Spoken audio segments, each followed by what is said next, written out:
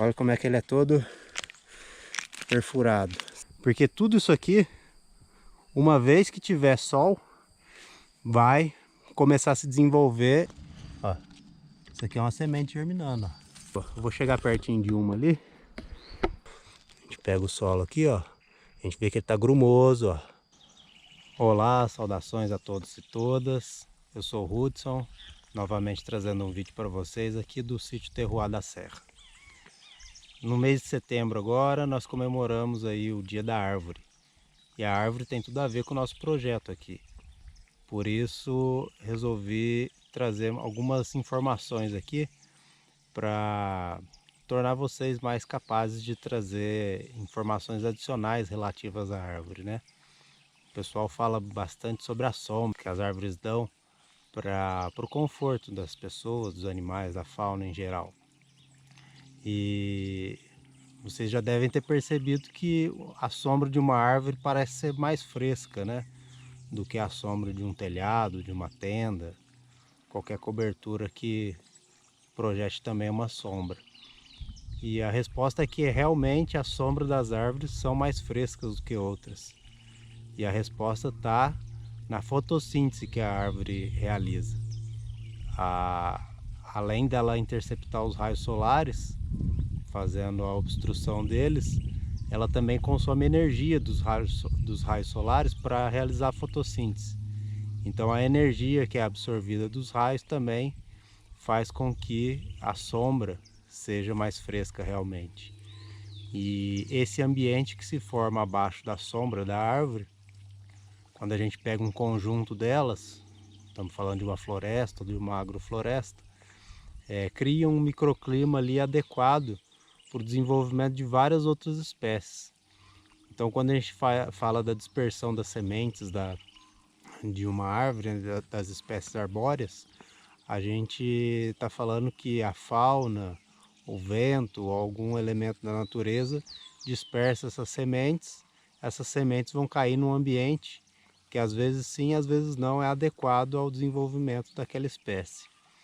Então é importantíssimo que um bosque, um subbosque comece a se formar para aí sim formar um ambiente de floresta. Então quando a gente fala dessa dispersão, a gente já vê a importância da diversidade, né? Quando você começa a expandir uma floresta diante, por exemplo, de um pasto degradado ou alguma coisa similar, a gente vê que vem umas árvores que aguentam bem o sol. Essas são as chamadas pioneiras. Depois vem algumas que a partir dessas pioneiras começam a se desenvolver, que são as secundárias, na sequência secundárias tardias e as climáxicas que vão se desenvolvendo numa sombra e bem devagar. Então as pioneiras crescem bem rápido, também vão chegar no seu estado de senescência rápido e as climáxicas são as árvores que vão durar aí algumas centenas de anos. Então a diversidade tanto das espécies arbóreas quanto da diversidade da fauna são cruciais aí para o desenvolvimento de uma floresta.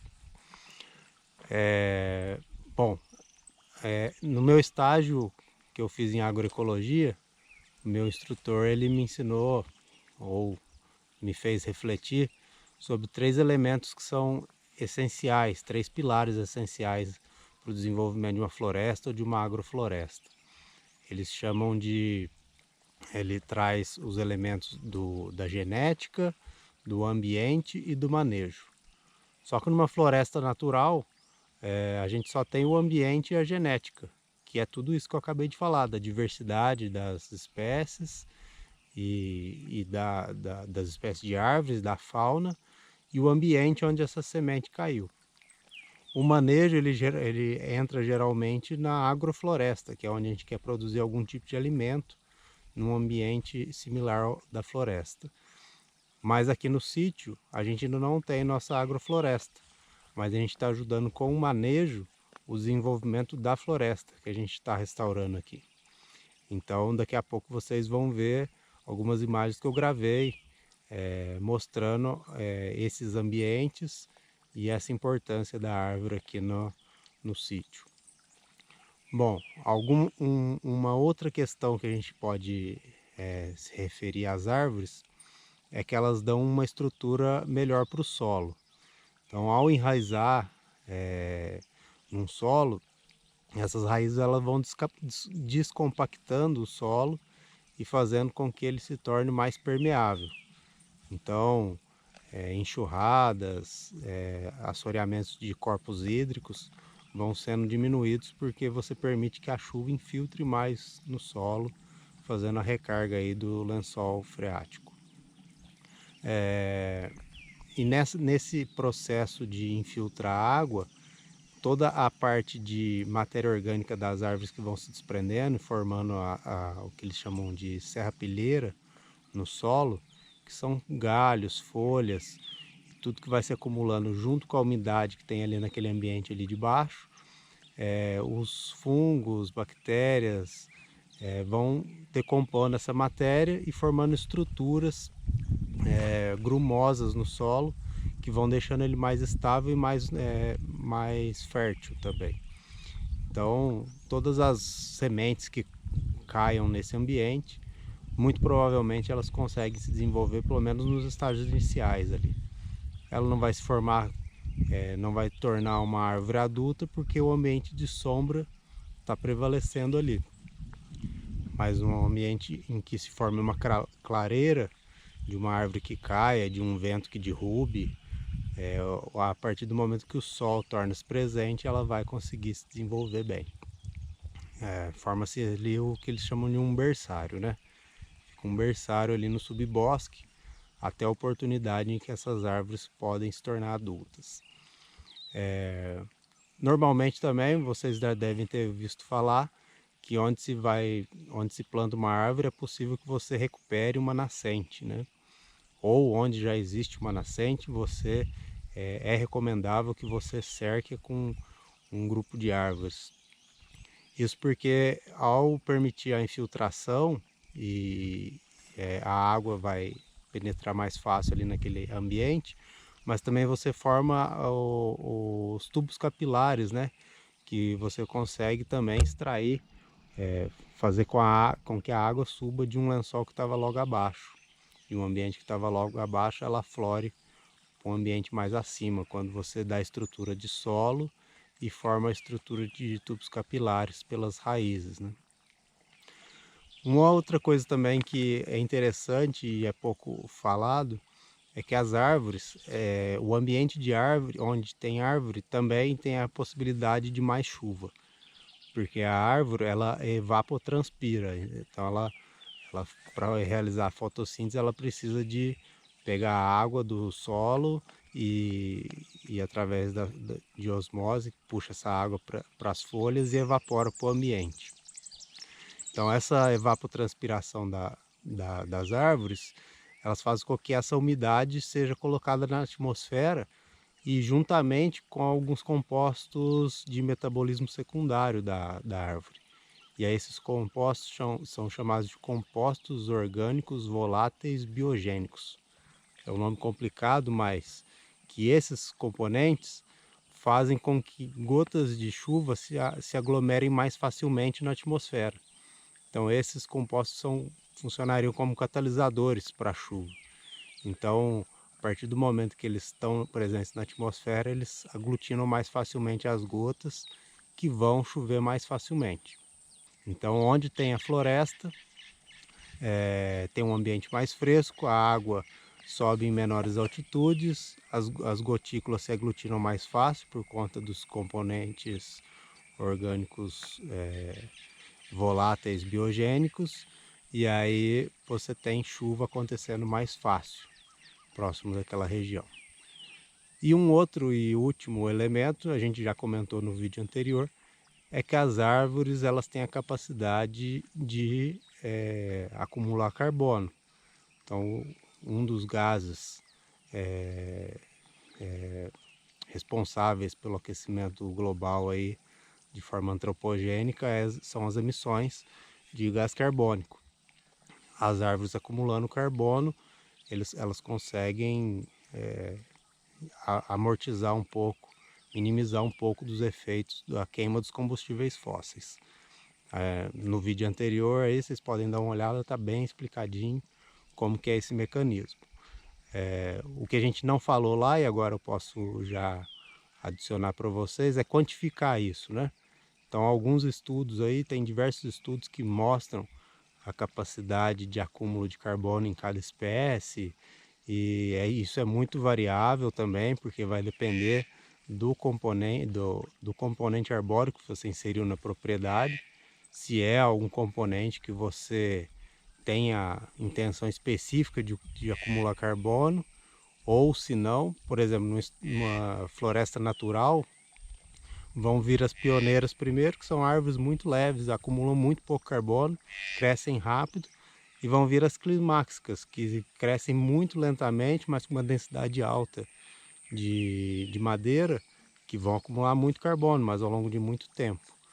Então, eu peguei alguns dados aqui para mostrar para vocês, nessa tabelinha que eu vou colocar aí no vídeo, para ter uma noção de quando você consome 50 litros de gasolina.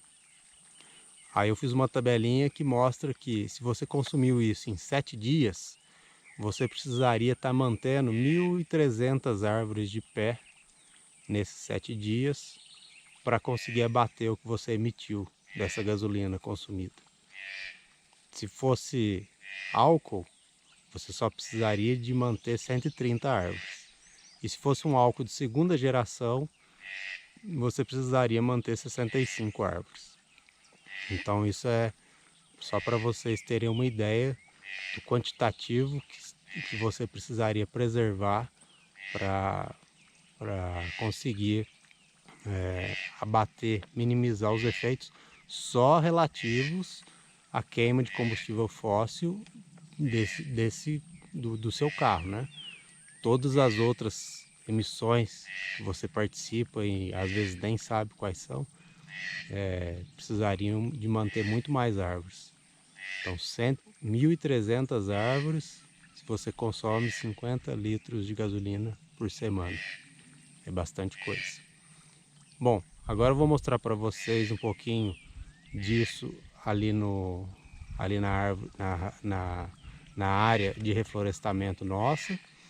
E ao final também, se vocês tiverem interesse, eu vou deixar um link na descrição aí do vídeo para acessar um programa do Globo Rural que fala um pouco sobre a comunicação, a internet da floresta.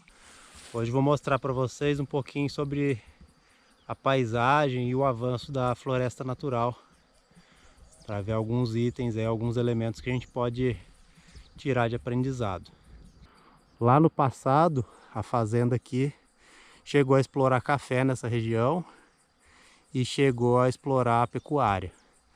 Então aqui a floresta só está regenerando aqui nesse espaço porque foi tirado esses dois elementos econômicos aí do ciclo. O café saiu, a pecuária saiu e a floresta começou a se expandir novamente. Se o gado continuasse aqui, nada disso aqui estaria assim. Por quê? Porque logo que as mudas tendem a germinar, o gado come ou pisoteia, e se ela conseguiu germinar e se tornou um pouquinho mais juvenil, o gado quebra quando passa. Então aí provavelmente tudo isso aqui estaria igual o fundo lá que a gente tem só como pasto nas propriedades adiante. Então o que nós estamos fazendo? Nós estamos deixando ela avançar naturalmente aqui nesse espaço. E as primeiras mudas que nascem aqui numa região onde era só pasto são as pioneiras. As pioneiras, a gente pode dar um exemplo aqui que é emblemático, uma árvore que é pioneira, que é adequada a muito sol, e um solo com uma fertilidade de certa maneira baixa. Então ela rapidamente cresce e começa a formar um ambiente de sombra. O que nós temos aqui? Nós temos a embaúba, que é um exemplo dessa espécie. Então nós podemos ver a embaúba aqui, nós podemos ver a embaúba ali em cima, nós podemos ver a embaúba lá adiante. Então tem bastante embaúba que a gente consegue ir observando. Então a embaúba, eu vou chegar pertinho de uma ali, a partir do solo que está totalmente coberto de braquiária, um campo aberto, a embaúba ela começa a se desenvolver competindo com a braquiária e crescendo rapidamente. Então ela começa a formar um ambiente diferenciado logo abaixo dela. Ela começa a ser um ambiente de pouso de pássaros, né? Os pássaros começam a depositar sementes de outras espécies que eles comeram, de frutos que eles comeram de outras espécies. E ali embaixo da embaúba,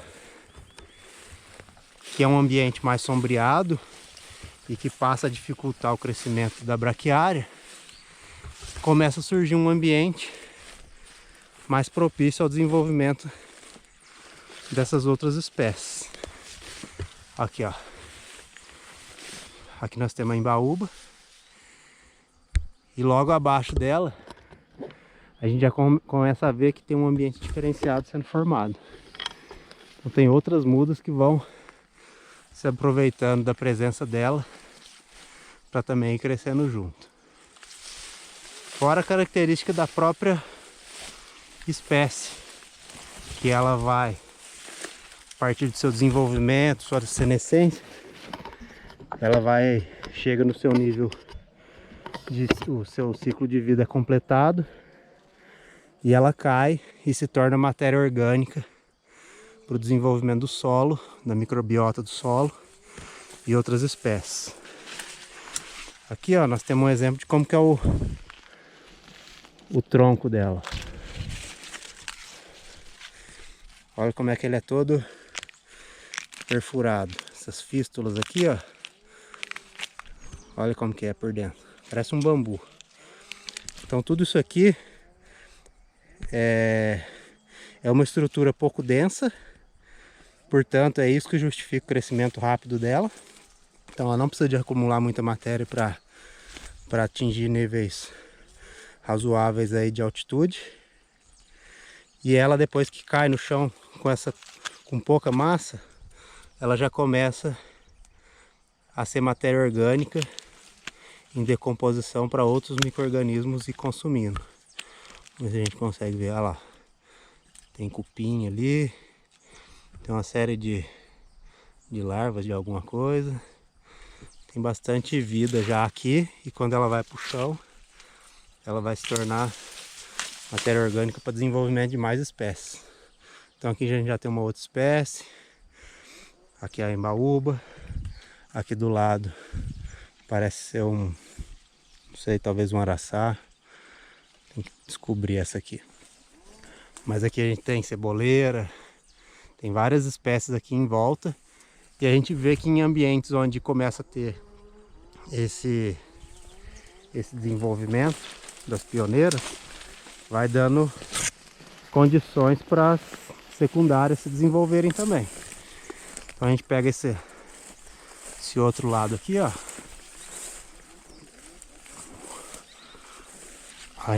onde a gente tem uma árvore já maior, fazendo sombra aqui.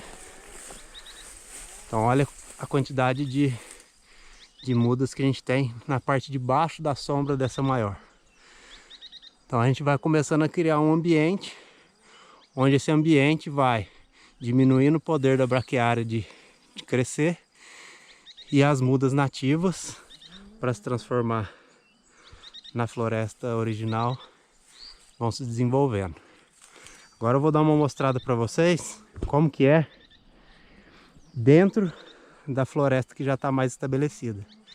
Vou entrar lá e já mostro para vocês. Bom, aqui eu já estou dentro do início da mata mais fechada. Aqui atrás nós temos o relevo natural aqui da propriedade. E a gente já vê que aqui não tem braquiária nenhuma. E a braquiária, ela avança rapidamente na onde tem condições para ela se desenvolver. Sol, água, e aí ela vai forte. Mas aqui na mata que já tem uma sombra, falta para ela o sol, e aí a gente vê que ela não vai muito bem. Então eu peguei aqui nesse pedaço, justamente porque nós temos aqui uma embaúba já em estado senescente. Essas folhas todas marrons aqui, ó, são dela que já teve aqui no momento e agora deixou seu material para o desenvolvimento de outras espécies, de outros micro-organismos no solo. Então todas essas folhas aqui são dela. E o que a gente vê aqui embaixo? Hoje é um dia de sol, mas aqui está sem sol. Então nós vemos que a floresta forma sombra. E a gente vê que logo abaixo de todo esse sombreado tem inúmeras mudas já germinadas que formam aqui um extrato, vamos dizer assim, um berçário. Por que eu chamo de berçário, né? Porque tudo isso aqui, uma vez que tiver sol, vai começar a se desenvolver e atingir estratos mais altos, igual essas aqui atingiram. Então se um dia árvores que estão aqui estabelecidas caem, então se elas caem, seja por algum fenômeno natural, vento, ou o estado de senescência que já chegou e ela se torna fraca e cai, tudo que está agora incidindo no sol começa a novamente se desenvolver. E aí atinge os estratos altos igual o que nós temos aqui hoje. Bom, aqui a gente pode ver o solo também, né? Vamos dar uma olhada aqui, ó. Olha aqui, ó, que interessante, ó. Ó. Isso aqui é uma semente germinando, ó. Olha aqui, ó. Tá vendo? Então a gente olha de perto, a gente vê o quanto a natureza é sábia, né? Eu queria mostrar o solo aqui, ó. Olha essa árvore aqui, ó. Olha como que as raízes dela se estruturam no solo. E o relevo aqui, que sem ela seria desfavorável à retenção de água e propício à erosão, porque é um relevo em declive acentuado aqui. Essas raízes aqui dão estrutura e sustentam o solo. Então sustentam ele tanto no sentido físico, de não permitir que ele escoe, né? Quanto no sentido de infiltração, porque permite que a água, ao invés de escorrer, infiltre. Então todas essas árvores que estão aqui nessa região têm raízes. E as raízes são igual essa, só que ela não está exposta igual essa. Então aqui é um exemplo que a gente conseguiu mostrar que a raiz sustenta o solo. E todas as outras estão fazendo essa mesma função ao longo de todo o declive. Então, o quanto é importante a presença da árvore na sustentação e retenção de solo, né? Que é o que vai propiciar, evitar assoreamento de rios, corpos hídricos de forma geral. Então, aqui nós temos esse exemplo de sustentação de solo. Aqui dá para ver uma outra. Aparentemente ela já está propícia a cair, ó, porque o solo já se perdeu ali embaixo. Mas toda a estrutura dela mantém ela de pé aí. E o dia que ela cair, que ela não é eterna aqui, o dia que ela cair, todo o berçário aqui embaixo vai ter luz para se desenvolver. Então aí nós conseguimos ver também um pouquinho da parte de solo, vimos uma semente germinando. Vamos ver se aqui a gente consegue ver alguma questão da parte microbiana, da microbiota do solo. Olha aqui como o solo está estruturado, ó. Bastante matéria orgânica, serrapilheira. Serrapilheira é essas folhas que vão se acumulando em cima aqui, galhos podres, né? Olha aqui. E aqui esses branquinhos aqui, ó, são fungos, que são fungos benéficos para as plantas. Tem muita gente que coleta esses fungos aqui justamente para fazer material de adubação orgânica. Então olha aqui, ó, a quantidade de fungo, ó. Esses brancos aqui são todos fungos, ó. Se a gente pega o solo aqui, ó, a gente vê o quanto ele está estruturado, ó. A gente pega o solo aqui, ó, a gente vê que ele está grumoso, ó. tá íntegro. Então tudo isso aqui é resultado da preservação aqui da mata. Então, um exemplo aí da estrutura de solo aqui nessa região de mata. Tá bom, gente?